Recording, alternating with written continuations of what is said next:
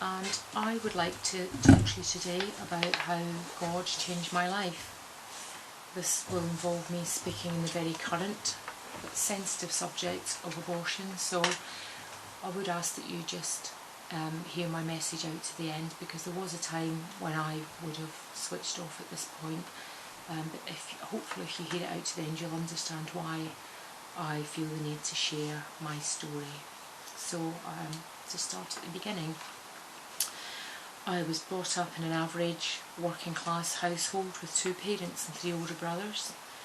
We went to church as children and were at some point all given a choice about whether we wanted to continue to go, about probably the age of 10, and around that time we all decided not to continue. But I suppose in that time I personally did develop some sort of belief in God. I wouldn't say any of us were Christians at that point. It was just what a lot of people did in those days, whether they had faith or not. Families tended to go to church on Sunday. I did most of my growing up in the 70s and 80s, and to our younger viewers, things were very different back then, and some things that were acceptable now were really unacceptable back then. And in my memory it seemed as though my mum was always saying to me, "Don't you ever bring shame to my door." Well, that's exactly what I did. At the age of 19, almost 20, I fell pregnant. I was in a relationship, but that didn't help my case. Back then it was just shameful to get pregnant or have a child out of wedlock, and it really mattered to people what the neighbours thought. So in view of what I've just shared, my reaction was sheer panic. Sadly, I didn't even consider keeping the baby. I went with my then boyfriend straight to my GP, and I was so hysterical that he didn't hesitate in signing the paperwork and go along with my wishes to have an abortion. I didn't give my boyfriend a choice. I was so panic stricken, all I could think about was the embarrassment for myself and my family. I didn't plan to tell my parents at all, and that's quite a long story, but they did find out, and in hindsight I'm glad that they did. Not much was said, to be honest. No one tried to talk me into keeping the baby, nor did they try to talk me into termination. Come the day, they drove me to hospital, picked me up the next day, and it was agreed never to speak of it again. Looking back, I would say that I fell for what I believe to be the #1 lie surrounding abortion, which is, it's not really a baby in the early stages, it's just a few cells. I also believed it's just a quick and painless procedure, it's no big deal, and it suited me to believe that at the time. Why? Because I was solely thinking about myself and my future, and yes, what the neighbours would think, what my parents' friends would say, what my own friends would say, what would my boss think of me. But the truth is, from the moment of conception, there is a baby, there is life, and Psalm 139 tells us we are fearfully and wonderfully made, and goes on to say, "Your eyes saw my unformed body, all the days ordained for me were written in your book before one of them came to be." Well, it turned out also, for me anyway, not to be a quick and easy procedure, and it certainly wasn't painless physically, emotionally or spiritually. The fact is that as soon as I came round from the anaesthetic later that night, I was in agony physically, but even worse when I look back now. I knew deep down in my spirit the gravity of what I'd done, and so followed, off and on, almost 30 years of dealing with the consequences. Ironically, the public shame I had managed to avoid had instead now become a private one. Initially I was obedient to my parents and honoured their wishes not to speak of it again. That resulted in probably 2 years that I can't really remember. My routine was to leave early for work, get home as late as possible, and never refuse an offer to go down the pub. The less time spent at home with my parents the better for all concerned, as there was little conversation and even less eye contact. I want to make it clear that I'm not blaming them, I'm not blaming my parents. I alone made this decision, and they were dealing with this situation the best way that they knew how. My relationship with my boyfriend ended quite quickly after the abortion. I also had to admit to the fact that I had taken away his right to fatherhood without debate, and now having no one to talk to was agonising.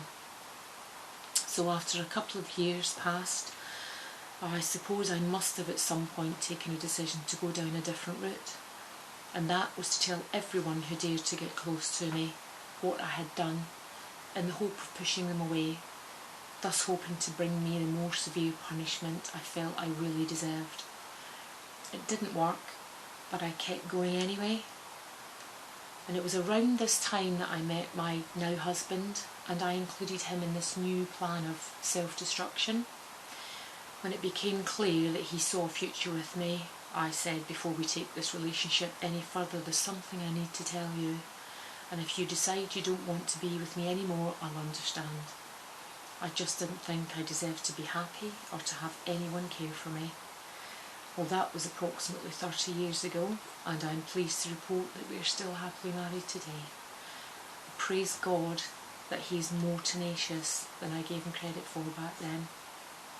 But that didn't change how I felt about myself, and carrying around this burden led to some crazy and destructive behaviour over the years to follow. Even though I had this solid relationship, I just couldn't accept it. And I kept expecting it to end, and quite frankly, it's a miracle it didn't. I just thought I didn't deserve it, and I believed that I probably wouldn't be able to get pregnant again. Particularly as one doctor clearly told me just after my abortion, you might never have children and it will all be your own fault. Now, I don't know whether he really believed that, but I did. I'll skip very quickly to the next but major part of my life and just say that thankfully that doctor was wrong, and the Lord blessed me with a healthy baby boy not long after getting married, and from day one I loved being a mum. And whilst we hoped for another child further down the line, I was surprised to find out that I was pregnant again quicker than planned. I remember vividly the day that I found out. Driving home from a friend's house, I caught sight of my little boy in the rearview mirror, and I was just overwhelmed with love for him. And when I thought about how blessed I was to be expecting again, I can truly say I've never felt as much joy in my entire life as I felt in that split-second moment. It really physically felt as though my heart would burst. However, I still had the old mindset that I did not deserve this wonderful family life, and I continued to live under a cloud of guilt, shame and self-condemnation. I can't honestly remember my exact train of thought or the timing of it, but I somewhere along the line developed the notion that I needed forgiveness, but thought that with what little knowledge I had, the God of the Bible wouldn't want me because what I had done was unforgivable. So I then fell for probably the next biggest worldly lie, and that is that there are many routes to God. Now that is a whole other testimony of God's grace in my life, which I will have to cut short. But I started looking for solace in alternative therapies and false religions. The list is endless. But over the course of approximately 17 years, I became heavily involved in the occult without realising it. At one point I was regularly visiting psychics, mediums, and looking for someone or something out there to make me feel better about myself. And unfortunately, all I got out of these alleged therapies was a huge amount of fear and anxiety. There actually came a point when I was too afraid to be on my own in my own house. I knew now that I'd opened a door to something really dark and invited something into my life, and I didn't know where to turn or how to close that door. I didn't share these feelings with even my closest friends or family because I knew that they wouldn't have the answers, and I thought, why burden them? So I continued along this path for a while, and it was in 2014 that God began to meet me in a very personal way. He led me into a prayer group, and then where I felt safe for the first time in a long time. And from there he led me to do an Alpha course, and we were given a Bible. And in one of the weeks we were asked to read John's Gospel for the following week. And I committed to doing that. And even though I didn't understand the words that I was reading, I continued to just go through this Gospel. And the first time Jesus said the words, "Very truly, I tell you," something happened that I didn't understand till later, but the presence of God filled the room, and I was completely overwhelmed with the love of God. And in that split second, I knew that this book that I held in my hand was true. Every word of it was true. And from that moment, all the fear and anxiety that I'd been feeling left me. It completely left me, and I knew something had changed. Very quickly after that, I gave my life to Christ, repented for all of my sins, and I've never looked back. And it was in November 2014 that I began to come out of the shame and condemnation that I'd been living under for almost 30 years.